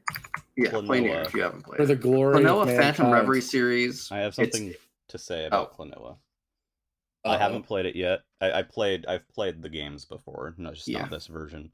I've wanted to buy it forever, but Yeah, they decided to not give us a retail copy, and they decided to make every individual SKU incompatible with each other, even though they're identical content-wise. So, like, if I buy the European Klonoa game, I can't buy the US DLC with it. It's very weird. Wait, Not that the DLC there's no matters. DLC for Klonoa, though. Yes, there is. There is? Unfortunately. There is what is it? There's a deluxe pack that includes a gallery, a soundtrack, and a bunch of costumes. Couldn't you just buy those off of the European store one? You could buy it on your European store. I just wouldn't be able to, like, most Switch games, if you have, like, say you bought the European version of the game, you could buy the US DLC and it'll work with it. In terms but of, that's like, what I'm saying. stuff. Couldn't you just buy the European game and then buy the DLC off the European eShop? You can. Yes, that is correct. I'm just saying there's minor, no issue at all. I'm just saying it's an inconvenience to me as someone who does not want to spend money on a not a main account, I guess is what I'm saying. But that's the thing though. You can launch the DLC. You can. From your American account, even if you buy it on the Euro account. Correct. So. You can. So there's I'm just saying, like, even if it's quote spending money on a non-main account, you'd still be fine. Yeah. I just don't like splintering where I'm making purchases on. Pretty much, like, it drives me insane. I don't want anything of value on an account that I'm not actually using. That being said, I'm glad they put this out.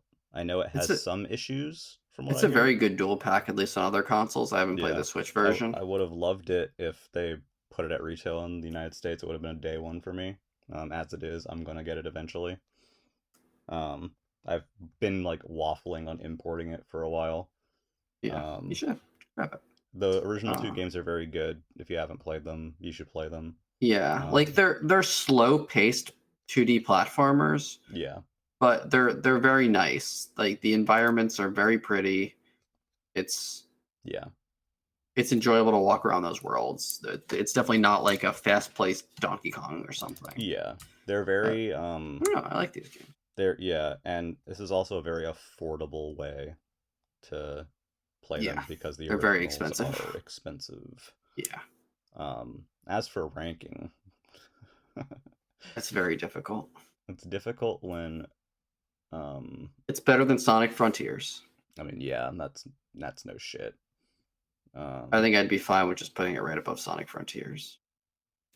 Yeah, sure, why not? Even though it probably is a better game than some of the other stuff, the fact that it's an older game and they haven't, like, I don't know. It's a good game. You should play Klonoa. Is cooler than Sonic as a character. Did anyone here actually play Reverie series? Yeah, I did. I played it on Xbox. Oh, okay.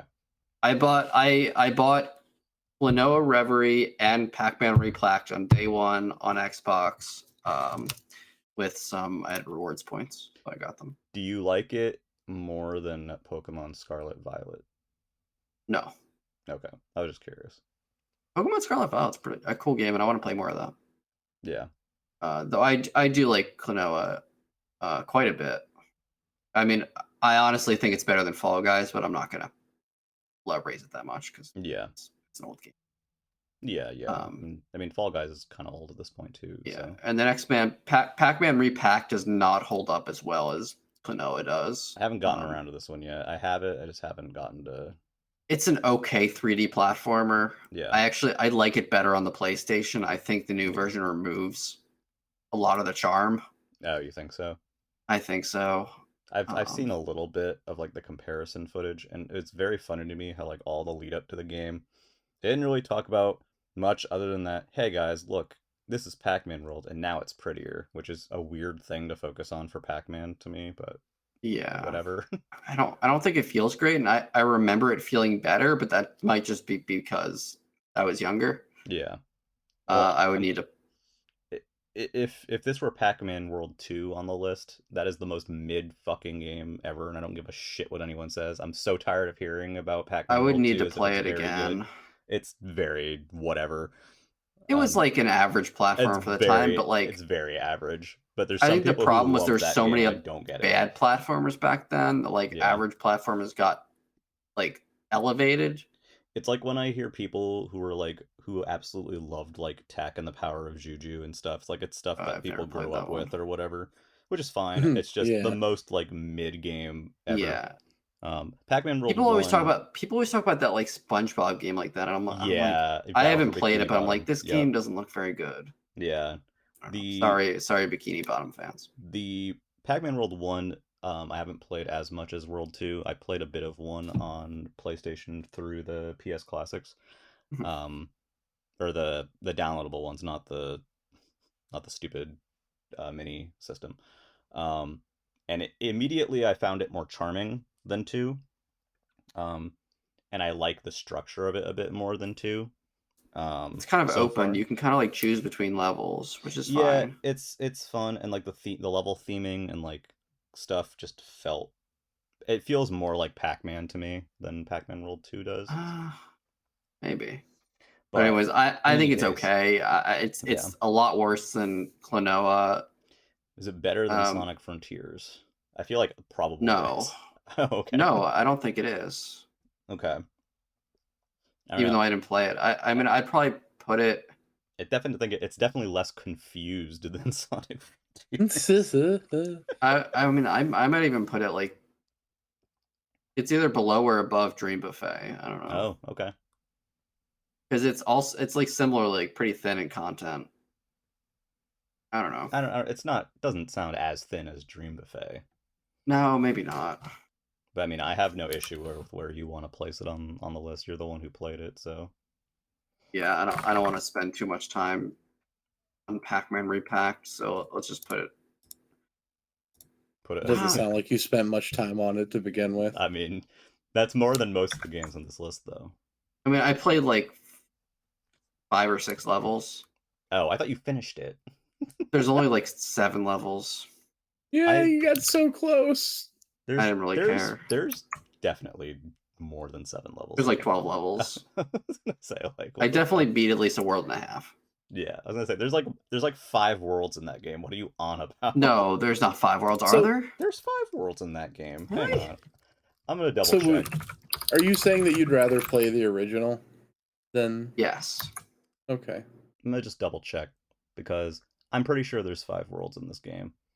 And I'm gonna try and find it in a timely manner. We can move on while I think the original was more charming. Yeah, that's I fair. don't like how the new visuals look, and I do like how the new visuals look in Klonoa. So it's not like old. Yeah. Like it's not like I just like old games better. Yeah. This says that there are 23 levels. Yeah, there are. Okay, so you can't choose between all the worlds. You can choose between 3 worlds when you start the game. I see. I didn't realize there was more after that. So, so I got a lot more to do. There are 1, 2, 3, 4, 5, 6 worlds. What are the themes? 4 levels each. Pirate area, ruins area, space area, funhouse area, factory area, and mansion area. Okay, so those last 3 you can't access from the beginning. So and then there there's must be like a second set of worlds. And then there's like the maze mode thing too. Yeah. Okay, that's cool. So, I'll probably get back to it at some point. Yeah.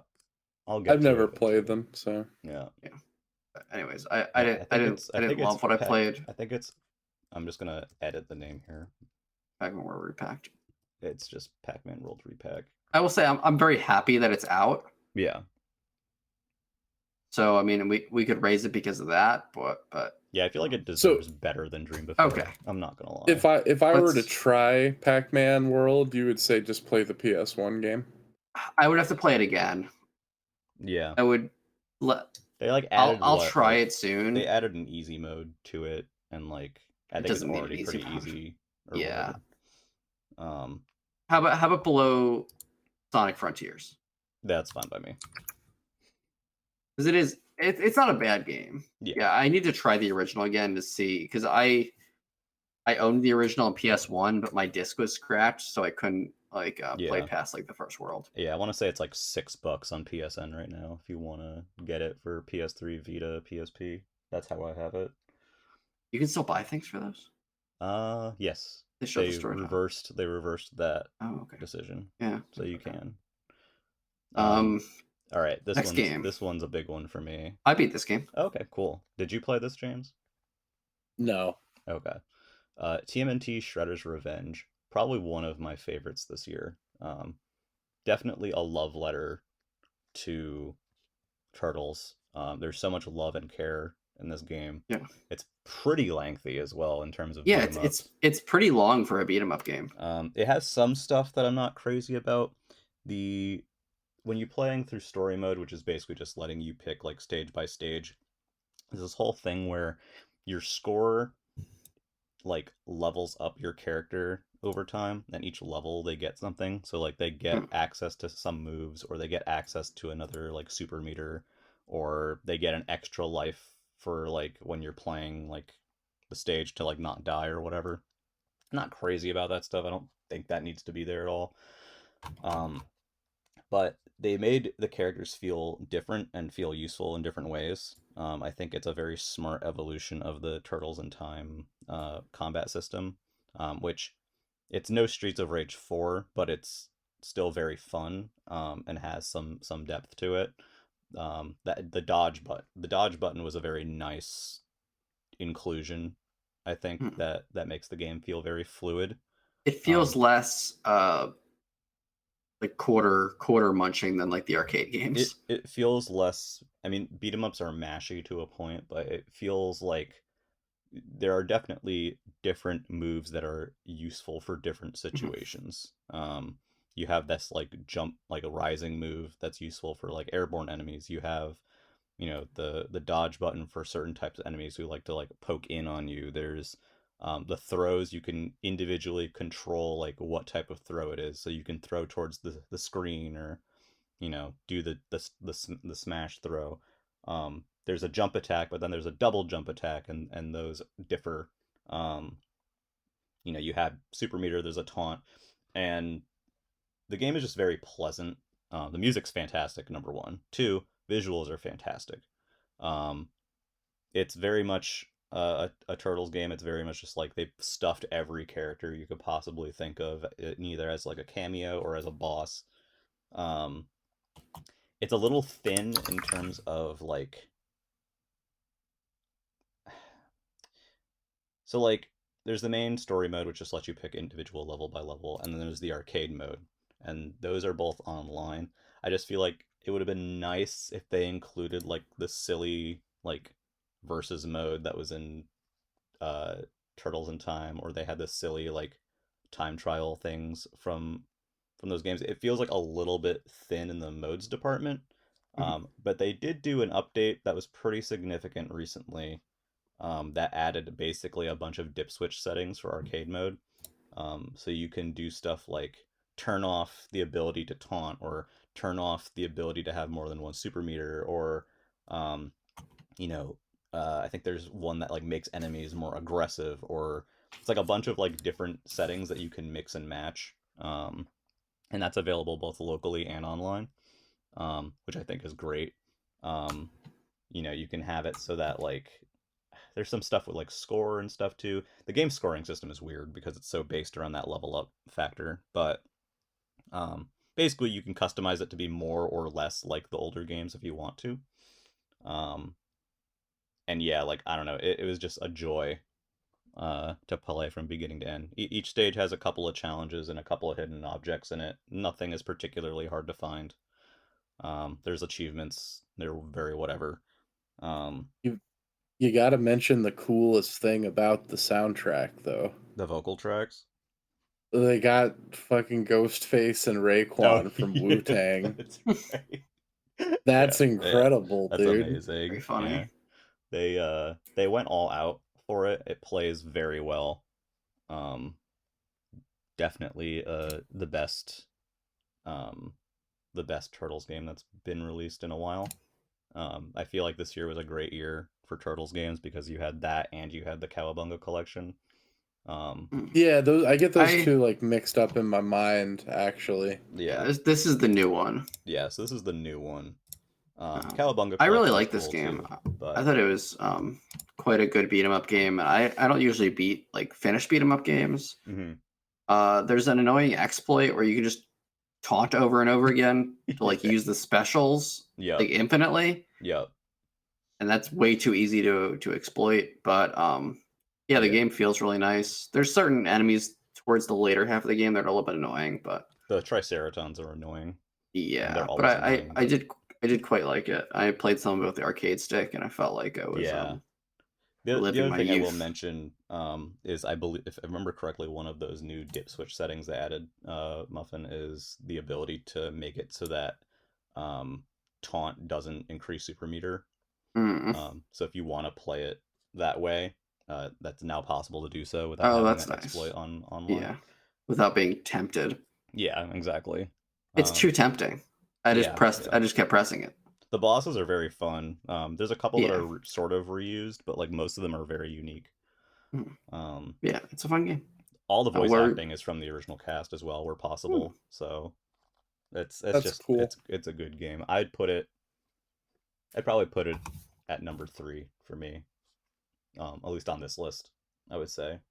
But I haven't played Neon White yet. It's definitely better than Arceus for me personally. I don't know if it's better than Forgotten Land or Splatoon 3, but it's up there. It's one of the best, my favorite games this year.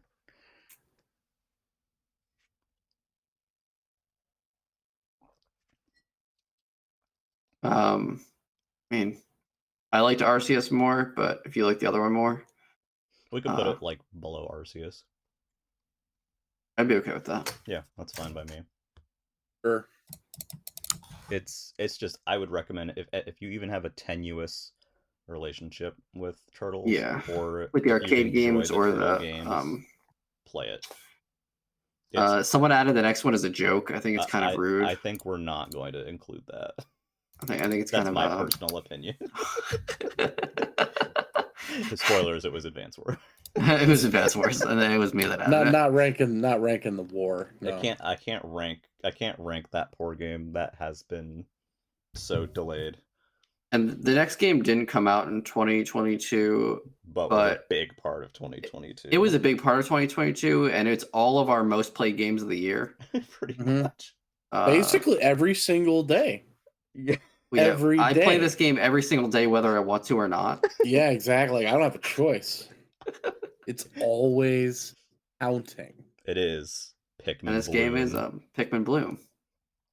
You've heard us talk about it before. Is the best Niantic game ever made.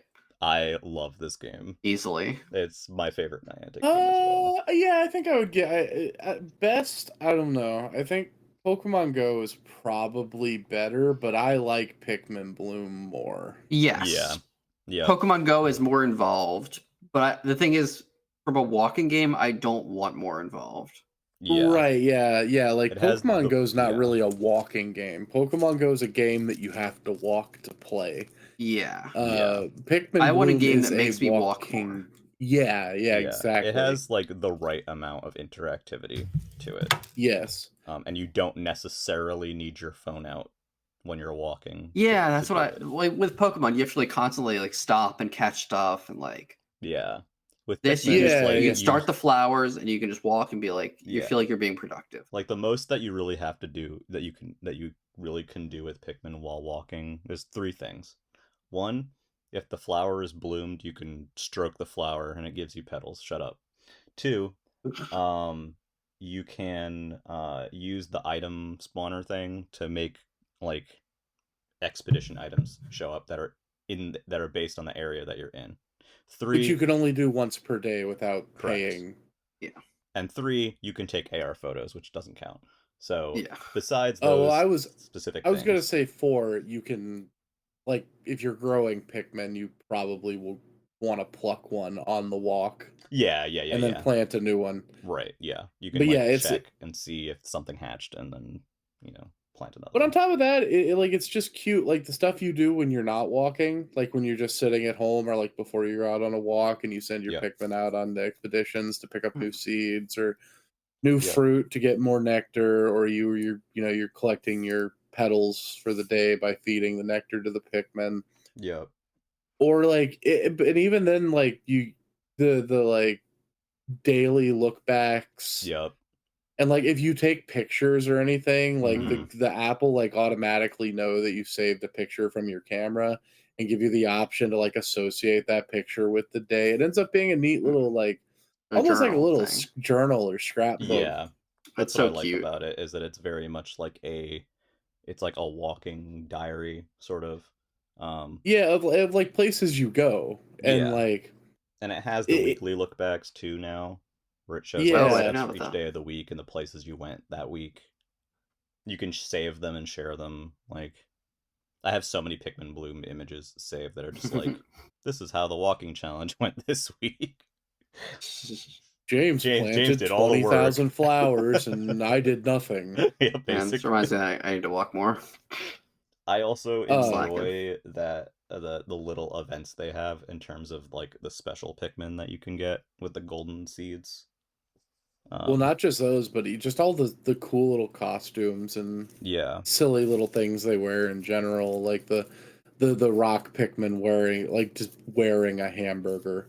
Yeah. It's very funny. It's very cute. It's a better motivational tool for walking than any I've ever seen published as like an app. Yeah.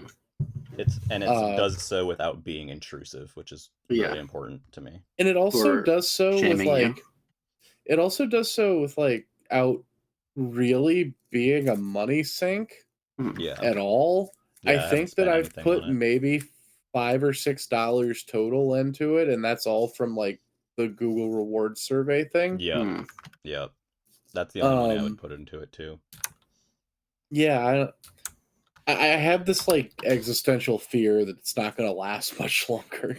Yeah, I honestly because it's not making money. But I also have this like they're still putting so much effort into it that I feel like it doesn't feel like a game that's on the end of its life. You know what I mean? I feel like it's a game that will last for as long as Miyamoto can like pay for it out of his out of his paycheck. Yeah, as long as he's got the influence to be like, no, they're gonna still keep working on Pikmin. I feel like it's definitely one of those games that's more of like an IP booster than anything else. It's just like get people to fuck around with Pikmin, which I'm fine with. I don't like the main Pikmin games, but I like Pikmin. It's like when you look at the stuff that Niantic has shut down, like the Harry Potter thing they did. I have to look at that and think that it's just like WB didn't give a shit about that. Yeah. Also, they fuck saw Harry Potter. They saw Pokemon Go and they were like, "Oh, we can retrofit like Harry Potter onto this somehow and make it work." Do you know what's even worse? They just released an NBA one. I was about to say that. I got an email about it. There's an NBA one now where you can pick up athletes by walking around and then you play like games of like horse with them, basically. Oh, that's weird. It's very funny. Weird. And you can get clothes for them. The clothes are like stat boosts. I think the thing that's cool about Pikmin is it doesn't actually try to ape Pokemon Go at all. Yeah. Like there's really no actual comparison other than it uses the same like map as Ingress and Pokemon Go do. Yeah, like for there's not the flowers and whatnot. Yeah, it's like there's not like 10 billion Pikmin stops all over the place, or like Pikmin gyms, or like, you know, like it's it's like Pokestops and gyms. Those are all just the flowers. Yeah, the big flowers that you can bloom by planting little flowers next to them. Yeah, and the events that they've done are cool. I like that they try to they've tried several different ways of doing events. And even the most recent one is one they're repeating from last year, but also having new colors. Yeah. Even this time, it's like they're trying something a little different. They have two separate mission chains. Missions, yeah. One that's like kind of easier that gives you ones from last year, and ones that are a little bit harder that give you ones from this year. Yep. So yeah, it'll be interesting going forward, seeing how they continue to handle that stuff. It's always exciting when you come back from an expedition and you see there's a huge seedling like in the list of things that you can get. Yeah, unless it's a roadside huge. Yeah, and then you're just like, I live near roadside, so it's always roadside. Well, yeah, the funny thing is like I live near roadside and there's like a lake in my backyard. So I also have water, but I have so many water ones too now. To give anyone an idea, the reason why we hate roadside is because when they get their special decoration, all it is a sticker with a letter on it. Yeah, so I actually only found out recently that the sticker with the letter on the sticker is the letter of the town that you found it in. Yeah. So there's like a sticker for every letter of the alphabet. Yeah. So you could, and then not only that, but there are 2 of each letter. Oh, there's 2 of each letter? Yeah, there's like an orange version and a blue version, and they're stuck on different parts of the Pikmin. How do you get is it just random? It's just random. Okay. Yeah. Yeah, I never noticed. I just noticed there's a sticker and it has a B on it, and if you're a real nightmare completionist, there are theoretically 52 roadsides for each. Oh my god! For each color. That's no, thank you. But the game will count, like, when you get a decor Pikmin, which are the special Pikmin in this game. If you basically, whenever you get one of that type for a color, it will kind of like count it. So to technically get like a full set, you just need one of each. Type. Yeah, that it has. Not all types are for each, thing. But yeah, great game. Number 1. It's the number 1 game of the year. 1. Yeah. Goaty. It's easily. I have to be honest, I'm extremely excited to see if they do anything cool with it for Pikmin 4. Legitimately. They already did the cool thing where if you played the Pikmin 3 game or demo, you got an item in-game for it. Yeah, special backpack. They had like a crossover anniversary event. They've started doing that with some of the mobile stuff recently. Like Fire Emblem Engage has that whole thing where if you play Fire Emblem Heroes at all, you can redeem a DLC code for characters from that game. Yeah, I reinstalled Fire Emblem Heroes the other day, and I haven't the only time I played it when it first came out for like a couple days. So I played a couple of the chapters of the story mode in that. And then every other time I would reinstall it for like an event. I would like install it, use the free orbs they gave me for the event to roll the event's focus or whatever. Right. And then like kind of just forget that I had it or uninstall it. But this is the first time that I've reinstalled it and actually played it. And all of the stuff and like quality of life stuff they've done to that game and how much better it runs now. Maybe that's just me having a better phone. Mm-hmm. It's actually really fun. And it's pissing me off that it's fun. That game is too complicated for me. I just can't. That's the game that got me interested in Fire Emblem. Like it's a simplified version of the core Fire Emblem gameplay in the way that made me think like fast. You know what that? It made me think like, oh, I should try Fire Emblem. That game for me is a platinum coins grind machine. I just put the auto battle on and go through story chapters every time I'm low. That's a good point. I hadn't thought about doing that. 100 coins for every story chapter completed, and there's like a billion of them. Oh my god. Yeah, it's stupid. Wait a minute. That's actually rad. That's a like no wonder you get all the goddamn Club Nintendo shit. If it's like dangerously low, I'll just auto battle it for like maybe like half an hour, and I'll have like fucking like 600 platinum. It's for nothing. It's like they're on to book 8. I'm on like book 3. Wow, that's incredible. But yeah. So anyway, so what is your favorite video game of the year? It doesn't have to be not Nintendo, just flat out. Because obviously we went through all our Nintendo. We have our list here that we will post. My favorite video game of the year is sorry, Clay. You can go, Jared. Okay. My favorite video game of 2022 that I finished in 2022, but I started in 2018. Was Red Dead Redemption 2. We talked about it on a previous episode, so I won't really go into it much. But it ended wonderfully, and it was better than Splatoon or Arceus. And I played some of Elden Ring, but I didn't finish it. But I liked Red Dead more. Wonderful game. A+. I'm a cowboy now. Yeehaw. Yeehaw. For me, we've kind of talked about most of the stuff that I really enjoyed this year. Kirby, Splatoon 3, TMNT, Switch Sports. Those were games that I played a lot of this year. There's also stuff that I played that continuing from last year for a while, like the WarioWare Wario Cups. While those were still new, and golf and stuff. I got Golf with Your Friends this year, and I haven't played a huge amount of it, but I really like that game. It's a very cute game. There's a lot of stages, especially if you have it on computer. I think there's like custom stages as well. Yeah, there's tons of custom maps, which are very funny. But my favorite gaming thing that released this year is a cheat answer, and that's the Mega Drive Mini 2. It's so good.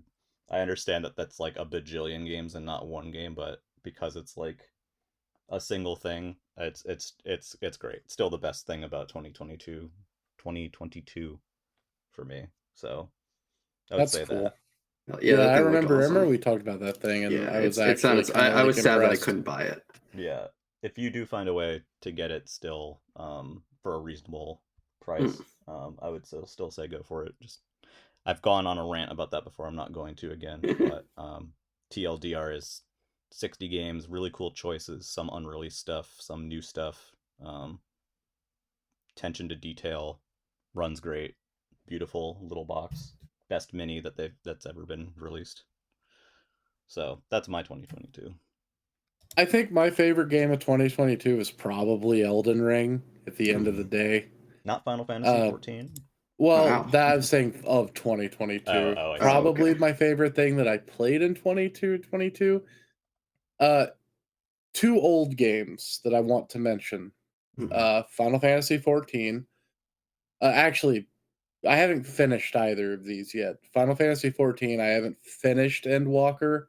I'm like 5 levels from finishing Endwalker, and I need to get back to it. But when I saw, like, I kind of was feeling myself kind of teetering on the edge of needing a break from MMOs after playing one for so long. Yeah. FF14 is a really special game in a lot of ways. And the other one I want to throw out a mention to is Haunting Ground for the PlayStation 2. Of course. A game that was received very, I won't want to say poorly, but it was received a little bit less than mediocre at the time of its release, and I understand why. It is a clunky, sometimes frustrating, janky game, but when it hits real good. Yeah. The second boss of that game has one of the single most unhinged monologues that I have heard in any piece of horror fiction that I have ever consumed. Video game, movie, book, whatever. If you like horror stuff, you owe it to yourself to check out Haunting Ground. It emulates pretty well on PC. I think that actual legitimate copies of it are like exceedingly expensive. So I don't think I would recommend going that route. I think another reason why it was reviewed low, which I think is interesting, because it came out like a few months after Resident Evil 4. True. Oh, and that's actually an interesting thing. It's kind of built from the remains of Resident Evil 4, the original, like I thought it was like Clock. It's also like related to like Clock Tower 4 or something. I think it is. Hold on. Like, now I think that might be what you're thinking about. It was like the remains of Clock Tower 4. I'm questioning myself. Oh no! It's been rumored that Haunting Ground was originally developed as Clock Tower 4 and contains scrapped Resident Evil 4 assets. Oh, we're both right. So both. Fantastic. And just throwing this out there, looking at a used copy on eBay, $400. Don't pay that much for it. Don't pay that much money. There are ways to play old video games. We had it in the store at one point for like maybe 60. Oh my god. So that's my top 3 of 2022, baby. Elden Ring, I want to Final play Fantasy more Elden Ring. 14, and Haunting Ground. I actually forgot something really important for mine. Oh, go for it. Yeah. This was the year that I played Among Us for the first time. And you're a little late, but okay. I actually really enjoy that game. I think it just works on a lot of levels. Yeah, we played it in the server a lot for a while. I'm surprised you never played with us. Well, I was like because I usually don't like hidden role games that much, but yeah, playing this one with some people, and it's fun, and I like how much that you can just like kind of unlock cosmetic wise just by playing the game. I think it's cute. The other thing I want to briefly mention is this year for me a huge theme for games that I've been playing are like fan hacks and projects. So I would encourage people to check out more ROM hacks and stuff like that. There's a lot of cool stuff out there, whether it's Mario 64 or whatever you prefer. The big ones for me have been Smash Remix and Ultimate MK3 Plus. I really need to try Smash Remix. I've seen like a bunch of videos from it, and it seems awesome. Very good. If you like, maybe I'll talk with you one day and you can help me set it up. I can help you set that up very easy. Yeah. If you get the chance, I would definitely try it out. Even if you run it, it's made to run an MU or on hardware. Just download it and run it in PJ64 or whatever you use. I don't have anything to run it on the for real. Yeah. But yeah, great stuff there from a lot of different. I can't even. I'm sure there's plenty more that I'm not even thinking of, but those are the two highlights for me in that space. Yeah, we had one here earlier this year, so you can hear about that there. I want to add one last thing. I didn't play as many MMOs as James did, but I also played like a fair amount of like WoW Classic and Final Fantasy 14. I had a lot of fun with both of them, and I want to get back to Final Fantasy 14 this year when I can. Yeah. Oh yeah, Wrath of the Lich King Classic. I almost forgot. That was fun. Yeah. It was a fun couple months. Yeah. Fun couple. But yeah, that was 2022 in the year of Nintendo in the year of. Wait, we have to read the list. Oh my god, do we? Yeah, we have to read the list. We ranked them. No one knows where they're ranked. I was gonna upload the list. Yeah. Okay. Let's read it. We can do both. Read it. Start from the bottom. Oh, start from the bottom. Okay. So let's just go in order. It'll be me, Clay, James, me, Clay, James. Okay. Okay. Number 25, the single absolute worst Switch game of 2022 is Fire Emblem Three Hopes, which none of us played. Yeah. Number 24 is Mario Strikers Battle League. 23 is Kirby's Dream Buffet. Coming in at 22 is Mario plus Rabbids Sparks of Hope. None of us played. Number 21, Triangle Strategy, which none of us played. Number 20, Pac-Man World Repack. Number 19, Sonic Frontiers. Number 18, Klonoa Fantasy Reverie Series. Number 17, Harvestella, which none of us played. Number 16, Picross S8, which none of us played. Number 15, Monster Hunter Rise Sunbreak, which none of us played. Number 14, Pokemon Scarlet and Violet. Coming at number 13 is Bayonetta 3, which none of us have played. Number 12, Fall Guys, the Switch release. Number 11, the Nintendo Switch Sports Plus Golf DLC. Number 10, Live Alive. None of us have played. Number 9, Xenoblade Chronicles 3, which one of us barely played. Number 8, Mario Kart 8 DLC Waves 1 through 3. Number 7, Nier Automata, The End of Yorha Edition. Number 6, TMNT Shredder's Revenge. Number 5, Pokemon Legends Arceus. Number 4, Neon White. Number 3, Kirby and the Forgotten Land. Number 2, Splatoon 3. And this worked out perfectly because number 1 is Pikmin Bloom. Game of the Year 2022. Game of the Year 2022. Game of the Year. Go for a walk. Go for a walk and touch some grass. Go outside. The Game of the Year for 2022 is taking a walk. Yeah, as it should be. I like that I made a frustrated sound at Clay. I was like, what else? What I was like, what else is there? The list, dude. What else is there? The list, dude. All right. Okay. Well, we'll post the list too, but yeah, we'll post this after the episode's out. I'm sure it'll make everybody very happy. They'll be very happy. It'll be great. and they'll agree with every choice. Yeah. Yeah, there's nothing to disagree with. This is the most scientific. The most important part is that Fire Emblem is on the bottom. Yeah, is that a Muso cannot be at the top of this list. A Muso can it can. But let's be real here, dude. Fire Emblem fans are used to being the bottoms. Can't wait to rank Fire Emblem Engage next year after having not played it at all. I'm sure I'll have played it by then, but yeah. Maybe. Toothpaste Sean. So that's been the 2022 of Nintendo and Switch and of the Nintendo Pipeline podcast. This is our first episode of the year. Yep. It's been a slow start, but we're getting back into it soon. Yep. Obviously 2023 has been a banger year so far for stuff though. So oh yeah. Yeah. We've got the best TV show with MILF Manor. Yes. Can't wait to rate MILF Manor on the list next year. The best psychedelic rock album by a rapper in Lil Yachty's new album. People are actually excited about an Xbox game. Yeah, there's a random amazing way. Yeah, gotta play that Xbox game made by the Evil Within people, but it's like a rhythm character action, so cool, cell shaded game with it's so much different than every one of their other games, and it has a with 4x3 mode.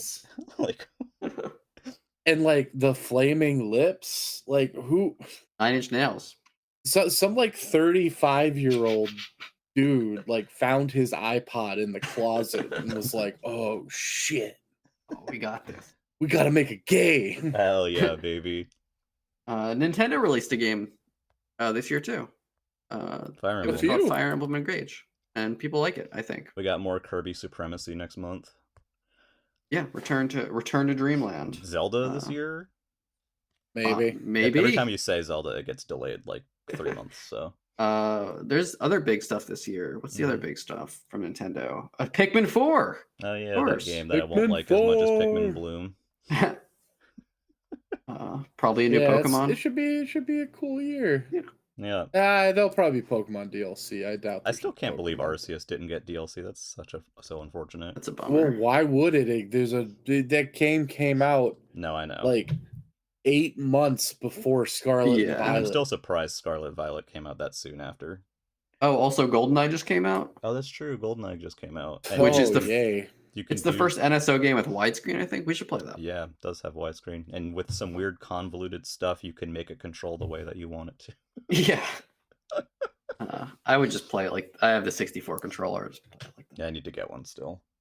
Oh, they're great. They still restock them once in a while. I'll just keep an eye out. Yeah, I never catch them, unfortunately. But yeah. Yeah, and then a rumored direct soon. We'll see if that comes to fruition. If it does, you'll see it here. You'll hear. Yeah. Is there really a rumored direct, or is it just like a spec? Is it like a speculative? It's just it's gonna happen because it's that time of the year, and there were also some things of like Advance Wars like went up for pre-order at some places. Yeah, I know there's some stuff going on with Advance Wars. And I saw a rumor floating around Twitter about a new Mario Baseball, which is probably going to be like another Mario sports game that comes out with nothing in it in June. 2 months later, maybe it has something in it. I don't know. Yeah, they'll have like Bowser Jr. Yeah, I don't know. I'm looking forward to see what Nintendo's cooking. Yeah, I'm excited, what especially is he cooking. As we get further and further into the Switch, and we kind of we haven't seen a Mario in a while. Odyssey came out in 2017, and we have not gotten a 2D or 3D Mario since then. The year of 3D Mario. Isn't this like the longest gap between 3D Marios like ever now? Probably. I don't know. I don't even think of it as a gap because like we had Bowser's Fury in 2020. Oh, you're right. Yes. And like there's been that was a new game. And it's like I've had enough. I want my 2D. There was that new Mario commercial today. Where Seth Rogen we heard Seth Rogen talk. Yeah. He sounded like Seth Rogen. He certainly did. I mean, it's fine. I do think I don't want to talk about this forever because I'm tired and don't feel great, but I think it's very interesting how much 3D World has ended up in this movie. Yeah, and like including the catsuit. Yeah. I really think it's cool because I love that game. You know when we all get to go to Super Nintendo World, that will be a game on the Game of the Year ranking list.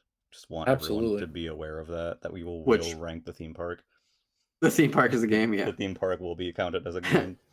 We're probably gonna have to rank the movie too. Yeah, right? that too. Yeah. And we have to do a the 80s movie too. We do. We are gonna watch the original Super Mario Bros. Movie. That's fun. We should just do that as a watch party in the Discord. That'd be hilarious. Yeah. That movie's not bad. We might be able to put it out as like a commentary track for, like you can listen to it while watching the movie if you want or something. Yeah, that'd be fun. But, yep. All right.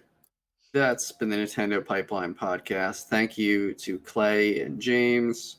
As always, thank you to everybody who listens. Thank you to NES_Limgo. Thank you to everybody who's been a guest on the podcast last year, and looking forward to both new and returning guests in 2023. Yeah, this is episode 60. Wow. Congrats. Yeah, we barely did We're on our way to 100. Wow. Only 9 more. Only 9 more. Nice. All right. Have a good one. Bye. Bye.